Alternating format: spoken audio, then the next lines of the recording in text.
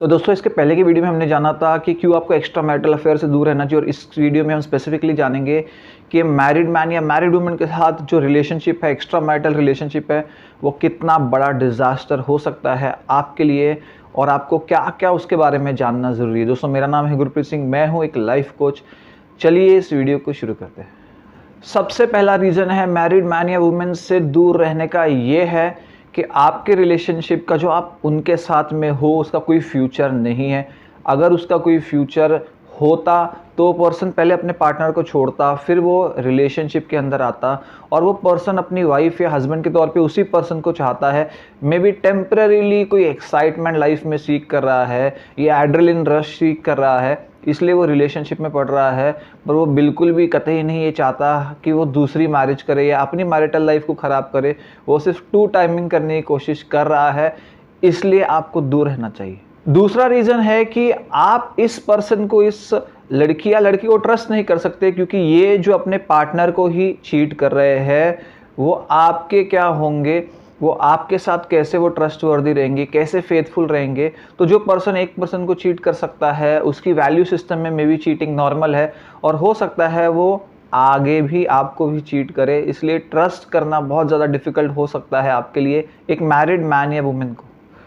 तीसरी चीज़ जिसको आप ओल्ड फैशन भी कह सकते हो कि सोसाइटी में एक्सेप्टेंस नहीं मिलता इस तरह के रिलेशनशिप को, जहाँ पर भी लोग एक्स्ट्रा मैरिटल अफेयर में है बिना अपने पुराने रिलेशनशिप को एंड करे, और ये आज की डेट में भी लागू होता है। तो अगर आप इस तरह के रिलेशनशिप में हो तो आप सेंटर बन सकते हो लोगों की गॉसिप का, बातों का, उनके पॉइंट ऑफ व्यू का, उनके जजमेंट का, बहुत सारी चीज़ें और हो सकती है,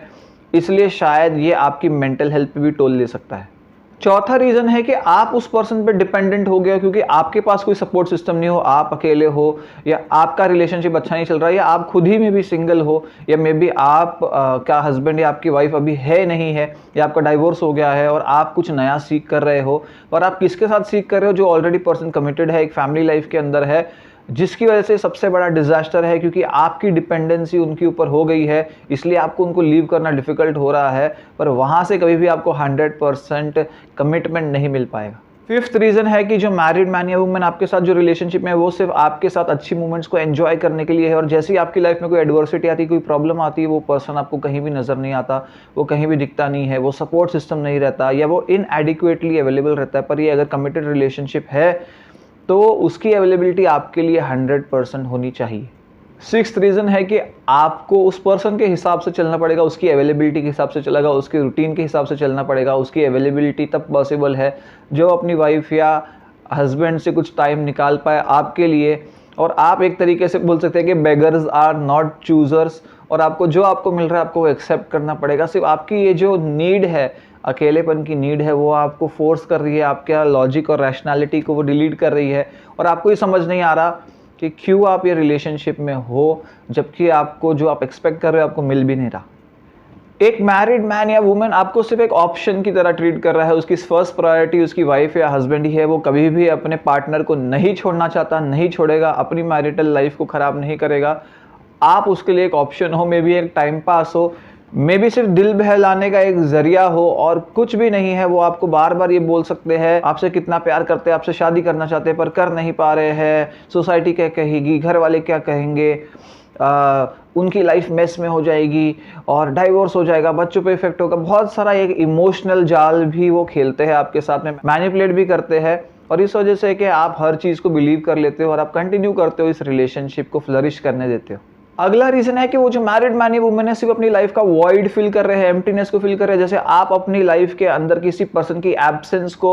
फुलफिल करना चाहते हो, वो भी अपनी मैरिटल लाइफ के अंदर अपनी वाइफ या हस्बैंड के साथ कोई एक नीड है जो उनकी फुलफिल नहीं है। वो कम्युनिकेशन की नीड हो सकती है, इंटीमेसी की नीड हो सकती है, वो बिलोंगिंगनेस की, अफेक्शन की नीड हो सकती है, एप्रिसिएशन की नीड हो सकती है, सिर्फ एक फ्रेंडशिप का बॉन्ड हो सकता है जो शायद उनकी मैरिड लाइफ में मिसिंग है, जो वो फुल कर रहे हैं बाहर से। वो ये नहीं सोच रहे कि हम अपनी मैरिड लाइफ पे काम करके इस चीज़ को अपनी मैरिड लाइफ के अंदर लेके आते हैं, वो बाहर से इस एलिमेंट को ऐड करने की कोशिश कर रहे हैं। पूरी की पूरी उनकी मैरिड लाइफ ख़राब नहीं है, सिर्फ छोटा सा एलिमेंट मिसिंग है, और वो आप सिर्फ छोटा सा पीस फुलफिल कर रहे हो, और आपकी कोई भी वैल्यू नहीं है। सबसे बड़ा आपका लॉस जो हो रहा है जब आप मैरिड मैन या वुमेन के साथ रिलेशनशिप में हो, कि आप अपने पोटेंशियल जो आपके पार्टनर्स हो सकते हैं, आपके मैचेस हो सकते हैं जो आपकी लाइफ में एंटर कर सकते हैं, हेल्दी रिलेशनशिप हो सकते हैं, उसको आपने ब्लॉक करके रखा हुआ है क्योंकि आपके माइंड में तो आपका जो स्टेटस है कि आप किसके साथ कमिटेड हो, रिलेशनशिप में हो, और उसकी वजह से आप किसी और के साथ मिंगल तो कर नहीं रहे, तो उसकी वजह से आपका बहुत अच्छा लाइफ का टाइम चला जाता है, वेस्ट हो जाता है उस पर्सन के साथ। ये फील करते करते फेक फीलिंग अपने आप को दे देते हैं कि हाँ मैं रिलेशनशिप में हूँ, मैं कमिटेड हूँ, मैं स्टेबल रिलेशनशिप में हूँ, ये रिलेशनशिप में भी मैरिज में मटेरियलाइज करेगा, ये एक्सपेक्टेशन रखना कि कभी ना कभी हम दोनों साथ में होंगे। आप सिर्फ टाइम वेस्ट कर रहे हो, अपना खुद का फूल बना रहे हो, और कुछ भी नहीं हो रहा है। एक और इम्पॉर्टेंट बात समझने वाली है कि लीगली भी अगर आपका स्टेटस देखा जाए तो आपकी लाइफ के अंदर उस पर्सन की कोई भी अहमियत नहीं है, ना आपकी उस पर्सन की लाइफ में कोई भी अहमियत है, क्योंकि लॉ भी आपके रिलेशनशिप को कोई भी टैग नहीं देता है, क्योंकि आप लीगली मैरिड तो नहीं हो। इसलिए बहुत कुछ नहीं है जो आप कर सकते हो अगर ये रिलेशनशिप अच्छा नहीं चलता। हाँ, आप ये सब कर सकते हो जैसे कि नॉर्मली लोग करते हैं, किसी को ब्लैकमेल करना या किसी को कहना ये नहीं करोगे तो मैं ये कर दूंगी, मैं ये कर दूंगा, पर अल्टीमेटली आप क्या कर रहे हो, आप फियर किसी के अंदर डालकर इस रिलेशनशिप को खींचने की कोशिश करोगे। वो जब फियर खत्म हो जाएगा, अगर आप मैरिज भी कर लेते हो, आपको रियल लव तो फिर भी नहीं मिलेगा,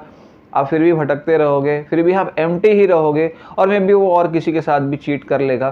तो जोर जबरदस्ती से किसी को अपना पार्टनर बना लेना या मैरिज के लिए भी तैयार कर देना ये कोई बड़ी बात नहीं है, पर उसके बाद में भी लव मिसिंग होना ये एक चीज़ है जिसको आपको समझना ज़रूरी है। और आखिरी दो इंपॉर्टेंट पॉइंट मैं आपसे शेयर करना चाहूँगा कि आप हमेशा इनसिक्योरिटी में रहोगे, हमेशा ये थॉट आपके अंदर चलता रहेगा कि अब वो कहाँ है, वाइफ के साथ है और किसके साथ है, मेरे साथ नहीं है, मेरे पास कब आएगा, मेरे साथ रहेगा या रहेगी या नहीं रहेगी, या हम दोनों साथ में होंगे या नहीं होंगे, या हमको सेपरेट होना पड़ जाएगा। कॉन्स्टेंटली फियर में आप खुद भी जी रहे हो, आप यही सोचते हो, जी रहे हो कि कितना अनसर्टन रिलेशनशिप है, काश ये कमिटेड हो जाए, काश ये चीज़ पक्की हो जाए कि हाँ ये पर्सन मेरे साथ ही रहेगा, और इस इनसिक्योरिटी के अंदर आप उस रिलेशनशिप को भी एंजॉय नहीं कर पाते।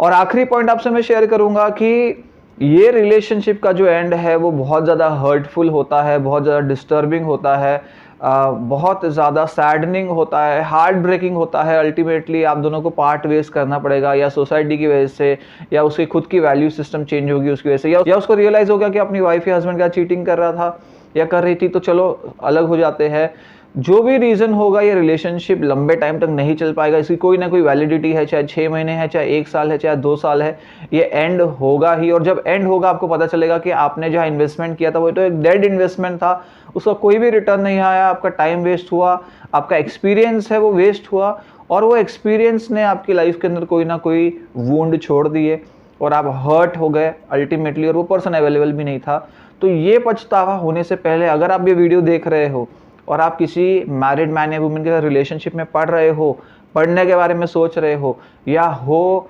तुरंत इमीडिएटली आपको इस रिलेशनशिप को एंड कर देना चाहिए। अपने आप को अगर आप रिस्पेक्ट करते हो, अपने आप को लव करते हो, अपनी लाइफ की रिस्पेक्ट और केयर करते हो, और अपने लिए आप हर्ट नहीं चाहते, तो ज़रूर इस रिलेशनशिप से बाहर निकल जाइए। तो दोस्तों ये वीडियो था, इतना ही। अगर आपको वीडियो पसंद आया लाइक करिए, कमेंट करिए, शेयर करिए, सब्सक्राइब कर दिए चैनल को, और देखते रहिए लाइफ कोच।